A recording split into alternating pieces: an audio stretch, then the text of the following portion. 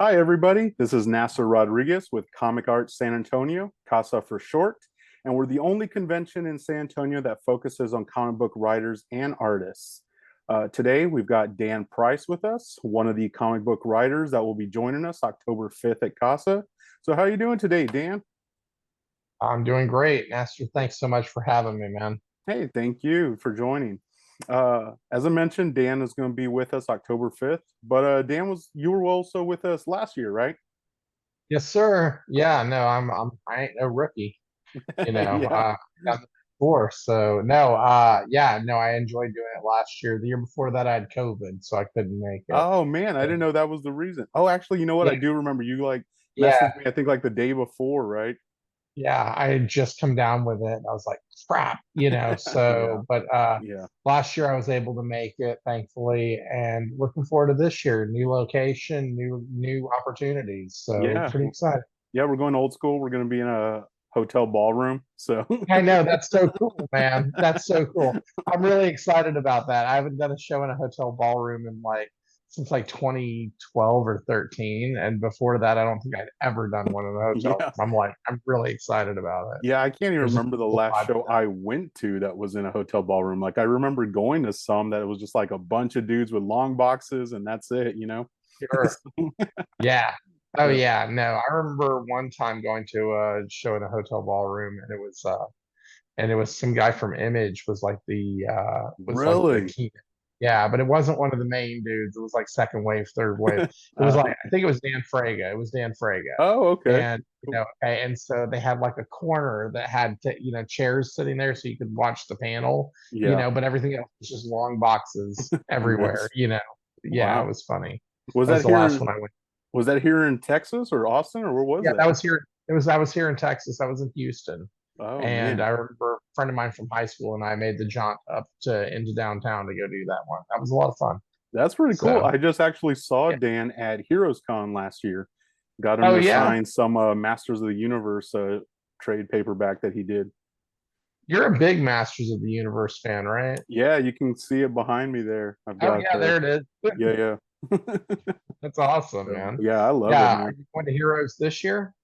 I'm still contemplating. I want to because I love that show so much.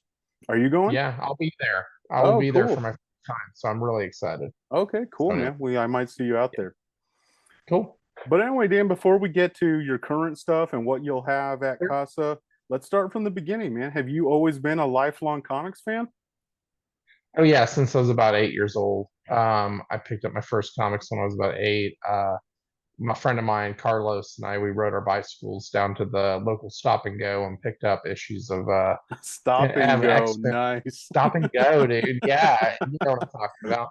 We went to stop and go and picked up copies. I got X-Men 207 with Wolverine ripping through the cover and Marvel Saga #8. And Matt, you remember the Marvel Universe? The Yeah, big yeah.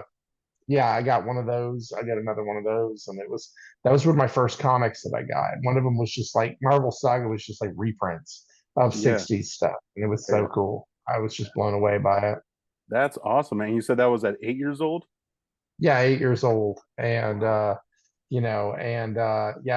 as I came home with the comics, and my dad was like, he goes, "What are those?" Comic books. I'm gonna start reading comic books. He goes, "Well, if you're gonna start reading comic books, we're collecting comic books." Took Oh, me to cool. the yeah, it took me to the flea market outside of town. And there was two comic stores there. One that did back issues like Golden Age, Silver Age, stuff like that, and the other one that was like your new books, that you could always get. And we would go there every weekend and go check out the back issues, and then go pick up our new books. It was the same thing. Big John's Funny Farm and Bill's Collectibles. So Wow. yeah, I'll never That's cool forget. that your dad was supportive of it. He was just like, "Yeah, let's get Oh you yeah. some more." Yeah, he was into it. He was a big collector. He was like really into the grading of the books and the bagging and the boarding. And he made me keep a ledger of all my comics. I mean, Wow. he was real. I just wanted to draw. I mean, I love to read them and I just wanted to draw, but he appreciated them in a way that I did, that I learned a lot from him about it. But, Yeah. it wasn't this was probably the side of the table I needed to be sitting on more than Yeah. the collector space of the whole Yeah, yeah. thing. It was great. It was fun. We bonded over that a lot. Well, that's cool, man. So you say you started with some of that like 90s X-Men and that kind of stuff, but then you were also going to a place that had older stuff. What do you remember any of that like older stuff that was like really caught your eye or like set your little Oh kid yeah. brain on fire? No, and that was 80s X-Men. I'm old. So Oh, that was okay. like 86. Yeah, it was 86 when when I was that was but it was John Romita who did that X-Men cover. Oh, okay. When But Ramita was John on the Romita book. Jr. Okay. Yeah. Yeah, yeah. But the older stuff, like the back issue stuff, yeah, no, we had an extensive Fantastic Four collection, especially, the Silver Age stuff, the early, I had every issue of Fantastic Four from one to the original run to 300. I was missing number Wow. two. Okay, I was missing number two. That's Submariner. No, not Yeah. Submariner. Who I can't remember the Scrolls. It was the Scrolls Uh-huh. issue. I didn't have that one, but no, we had an extensive cover or a collection of comics. A lot of World's Finest. I was really into those. Okay. Batman, Superman. Yeah, get Uh, both of them in one yeah, book. yeah, and it was like 60s DC. So like Superman was a caveman and Batman had a brain 6 feet tall or Yeah. whatever. Just I all mean, kinds of it's crazy ridiculous. stuff. Yeah. Oh my God, man, it was crazy, and I thoroughly enjoyed it. But yeah, we had a really cool collection of comics. I was a really lucky kid in that regard. That's cool, man. So did you stick with it? Because I've a bunch of these interviews and even my own personal experience, we read for a while and then like you start playing sports or you get a job or you start dating and you kind of fall off and then eventually we find our way back to it. Was that your experience or did you just keep reading all the way through? No, I did not. I went to somewhere in college. I fell off. Mhm. I was a pretty steady reader, and then somewhere in college, I just couldn't afford it. Got too busy, whatever you want to call it. Yeah. Um, and then I picked it back up. I was bartending, and one of the other this was in my late 20s, and one of the other bartenders said to me, "Hey, you got to read." What was it? Not, it was one of the crisis, Identity Crisis. You got to read Oh, the it. Brad Meltzer one. Yeah, was that who it was? Yeah, Okay, I can't remember, but it was really amazing. It was a really amazing book, and that got me reading again. And so, but now even then, I don't read any kind of big two mainstream stuff mhm. these days. Mostly, it's just indie stuff that I happen across, on Kickstarter or another creator that I know has something. I'll pick that up. Yeah, yeah. But yeah, but I don't really read anything of the big two these days. Every once in a while, something will happen. Like I just picked up Xerxes, the Frank Miller book. Yeah, yeah. I just picked that up recently, but that's yeah, I don't know. Yeah, that's about Anything Frank, I'll read yeah, yeah. anything Frank, that's Yeah, for yeah. sure. Did you check out any of his Frank Miller Presents stuff that he was doing recently? I have not yet. I have not been Oh, able to okay. get hands on those, so Oh, I'll need to okay. go. Yeah, Yeah, but I can recommend Pandora. That one's pretty good. He's writing it, yeah, and Emma Kubert is doing the art on it. yeah, she's gonna be So, at Baltimore. I just saw the post that oh, she's gonna be at really? Baltimore this That's year. cool, man. Yeah, I just can't yeah. believe that family. Another Kubert in the industry, That's man. pretty rad. They're That's pretty amazing. rad. Yeah, Good yeah. for that. But, but okay, man. So you mentioned about how when you were 8 years old, you just wanted to draw. You weren't concerned about collecting it. So is that something? So from the very beginning, you knew you wanted to create your own stories.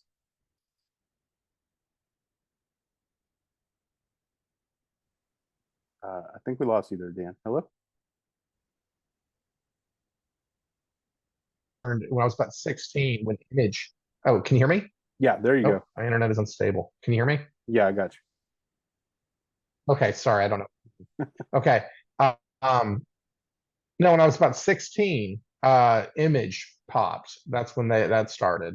That's when I was like, oh my God, you mean you can make your own stuff? Because I mean, other than Teenage Mutant Ninja Turtles, I never, that was I never really considered create our own comics. And even then, I didn't think of it like, these guys made their own Ninja Turtles book. It didn't hit me at that level yet. Yeah. When Image happened and all these names that I knew from Marvel were were running off and making their own thing. I was like, make my own comics. I mean, that was it. I mean, because I know, at that point, I never really I knew I was never going to work at Marvel or DC, even at a young age. It wasn't what they were. I wasn't what they were looking for. Hmm. I never was. You know what I Yeah. mean? Either I didn't have talent then, or I'm just not what they're looking for now. Because Yeah. my style is very fun. Nasser, you there? Yeah. Yeah. I see you. Yeah. Okay, cool. Yeah, you were frozen for a minute there. So, Okay. okay. So yeah, I mean, but yeah, being able to make your own indie comic books, that's the dream. Make Okay. your own, and you make your own intellectual property to have like nobody editing you, just to do what you well editing. You have an editor, but you know what I mean? But it's your book, to do what you want to do, and and have fun with it in your way, and come up with something completely different. Mhm. That's the best part about it, is you get to come up with something completely different, unlike anything else that's out there. So to me, that makes it a lot more fun. Yeah, definitely. And for everyone out there watching, Dan and I have known each other some way back from when I worked at a different convention. And even back Oh yeah. then, yeah, Dan had a different book that he was creating at the time, Latex Avenger. Um, Yep. and now, so why don't you tell everybody a little bit? So, how did your current book, Bigfoot Knows Karate, how did you end the series you were working on and then now create this new one? Well, I mean, I did 7, 8 issues of Latex Avenger, and I think I came across a company called Hound Comics. They're from the Northeast. We met each other at a convention. Couldn't tell you which one. We met. It's all a blur. You know how it goes. I mean, Yeah. probably Wizard World, or it Wizard World Austin, or the one that used to be in San Antonio, Alamo City, Oh, yeah, something yeah. like that, probably. And so and they liked Latex Avenger, but it was too much. It was too rated R for them. I don't blame them. I get it. But So we came up with Masters of the Obvious, and that was a book that I did for Hound Comics, and it was a sci-fi space parody, and it was PG-13. And then I did a thing for Stan Lee Foundation after that called Excelsior, and just projects. I did the 60-page book for Masters, and we did the 12 strip thing for Stan Lee Foundation, which was cool because Stan Lee's people tweeted our stuff every week or whatever. That's That was cool. neat. Yeah, hey, true believers, check this out, that kind of thing. Yeah. Um, but And then I took a break from comics. A lot of things happened. I had some tough experiences in the industry. I won't get into details because what's the point? My creative partner, Bon Adami, Hmm. who I'm sure you remember Yeah, I Bon. remember Uh, Bond. Bon was a good guy, and unfortunately he passed. There was a lot of contributing factors to why I stopped making comics for a while, and I thought I was done. I mean, I really did. I was around 2014, and during the pandemic is when my wife says to me, "Why don't you make another comic?" And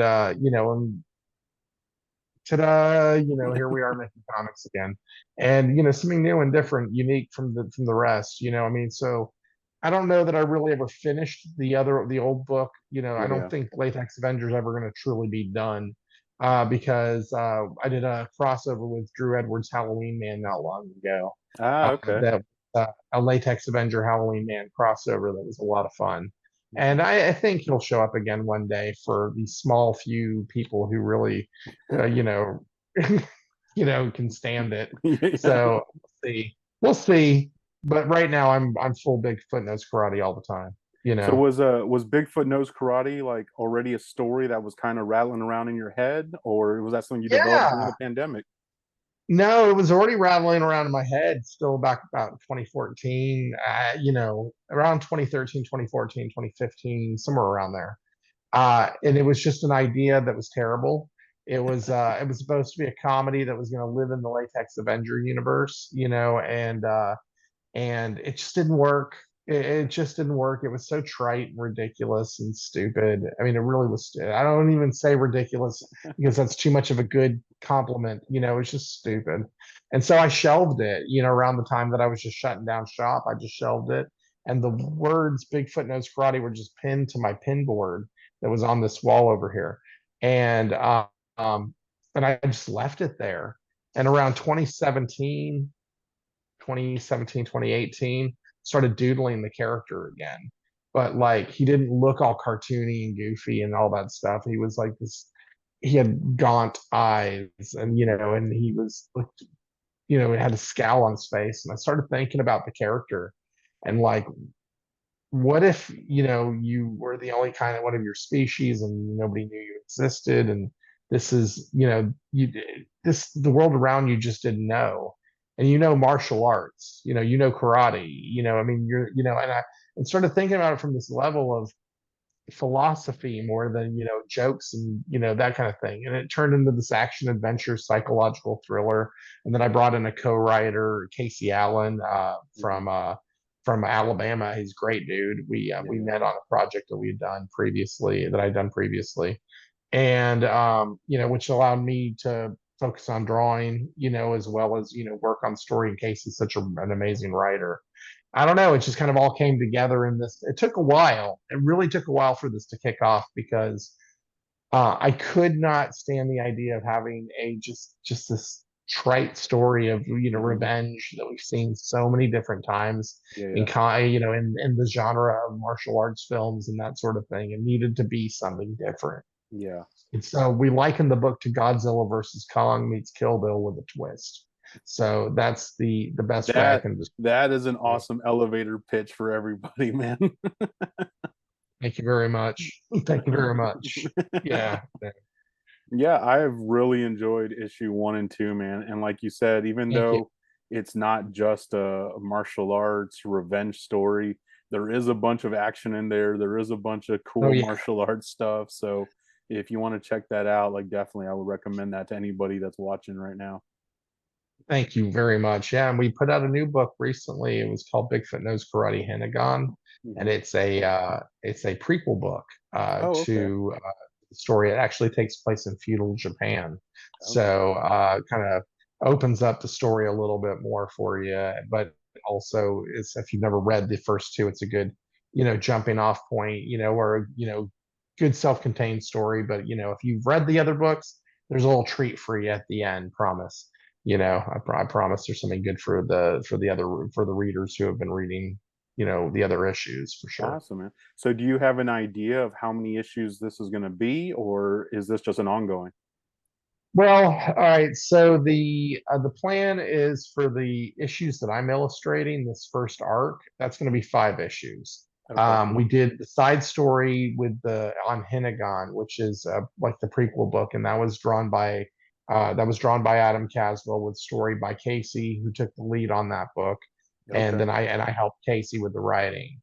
We're gonna do more side stories. That's something that's definitely going to happen. There's a lot of this universe we want to show. We want to pull back the onion, so to Mhm. speak, so y'all can really get a better idea of this character. So I'm working on a 5 issue arc right now, and Casey says to me, hey man, before we wrap up issue 5, can we put a little epilogue on there, so we can open up to 6? I'm like, yeah, we can, but I don't know who's going to draw it, but sure, but we have the next arc, kind of mapped out where that's going to go. And then I have a one shot that I want to do. So that I'll illustrate the one shot. And I don't know what's going to happen after that. There's a lot of lore that we pull from for this book, Yeah, yeah. because I mean, it's cryptids, it's kaiju, it's creatures of lore, it's stuff we made up. I mean, it pulls from so many different mythologies. There's so many different directions that we can take this. Plus, it's just got it's got that action adventure, that subplot that kind of opens up at the end of issue 1, and we're thrown right into in issue 2. There's some crazy crap happening, and That's so there's a lot of space to stretch our legs and grow. I said Casey said to me one time, he goes, I think we're going off the rails, with this thing. And I said, I think we were off the rails before we started, bud. So and this was when we were discussing a minotaur that had a symbiotic um had a symbiotic Venus flytrap, that was attached to his body. And Casey didn't want me to do the Venus flytrap. And I'm like, it's amazing. Come on. He's like, we're going off the rails. I'm like, so what? So anyway, I Yeah. acquiesced, no Venus flytrap on the Minotaur. But I promise you, there will be a character with a Venus flytrap, a symbiotic Venus flytrap living on them Nice. in this comic at some point in time. I promise. That's awesome. Well, that sounds awesome. It sounds like you guys have a lot of ideas where you could just Yeah. expand this universe and maybe we get spin-offs and maybe we get like other stuff, you know? Yeah. That's cool. Absolutely. I would love to see it happen for sure. Yeah. All right. So, as I mentioned, you're going to be with us October 5th, Dan. So, what are you most Yeah. excited to be bringing to CASA this year? Oh, comics. It's always comics. I mean, look, there's other things I have like t-shirts and stuff like Yeah. that, and I'm really proud of that stuff, but I want to share my stories. Any I new want to share. issues that you'll have by October, though? Yeah, no, we'll be probably in a new camp and a Kickstarter Okay. situation in October at that point. So probably be in a campaign. Uh, maybe I think a week after I think is when we're going to launch our campaign. So, Okay. but yeah, so there'll be signups for all of that. But I don't know if I'm going to have a new issue out by October. I don't think that'll be feasible at that point. Okay. No So problem, though. But yeah, you'll have Bigfoot Knows Karate 1 and 2 and Henagon there? and Hinagon, yeah. So I'll have three Okay. books with me, Awesome. and yeah, and I may have some foils with me at that point because I Oh, was okay. thinking of getting cool foils around that time period. So we shall see. Awesome. So as we wrap up here, Dan, if people want to keep up with everything that you're doing with Bigfoot Sure. Knows Karate, know when the next Kickstarter launches, where should they follow you? Social, websites, anything like that? Yeah, you can follow me at my website is bigfootknowskarate.com. You can buy issues of Bigfoot Knows Karate at my publisher's website, lesserknowncomics.com. And then also you can find me on social media everywhere at Danomite139. That's DANOMYTE139. That pretty much is that's where you find me. Yeah, go check it out. And at various conventions. One thing I've always loved about Dan is he's a hustler. Yeah. He's out there all the time selling, man. So Oh man, yeah, I've got when does this go out? When does this get we'll shown up? probably get it out maybe like June, July. We'll start putting these out one at a Okay. time. All right, yeah, no. So I'll be at a few shows between now and then. So I don't know, but yeah, come visit me. It'll be All fun. right, Dan. Well, thank you so much again for joining me today. And Hey, I can't thanks wait, for man. having me. No, thank Yeah, you. man. And we'll see Yeah. you October 5th at CASA. See you there. Have a good one.